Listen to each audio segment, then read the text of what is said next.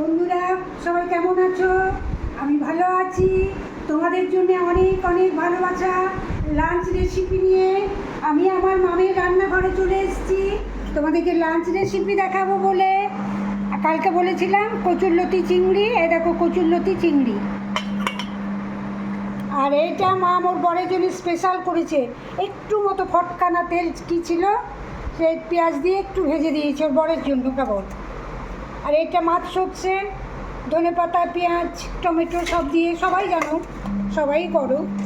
এইটা আলু পোস্ত, এটা আমাদের থাকবে। আমি টেস্ট করে দেখেছি, ওখানে গর্ত হয়ে গিয়েছে, দেখো খেতে খুব সুন্দর হয়েছে। পেঁয়াজ আলু পোস্ত দারুণ ব্যাপক হয়েছে খেতে। আমার রান্নাগুলো খুব সুন্দর। তোমরা যে আসতে পারো খেতে, কোনো আপত্তি নাই আমাদের।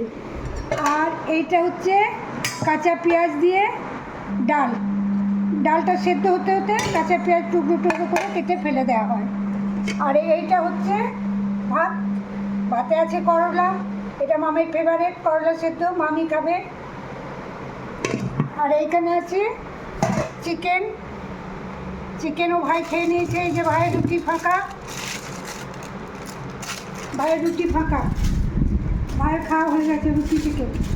আর একটা জিনিস হচ্ছে বন্ধুরা, চলো দেখায়। আর এইখানে হচ্ছে গুগলি, এটা নতুন জিনিস, সবার কাছে নতুন না হতেও পারে। আজকে আমরা বছরে প্রথম খাচ্ছি গুগলি, আনা করালো মা। এই যে গুগলি, সর্ষে পোস্ত রান্না দিয়ে গুগলি হয়ে এসছে। জলটা একটু মরে গেলে নামিয়ে দেবো, একটু ঝাড়া ঝাড়া হয়ে গেলে নামিয়ে দেবে।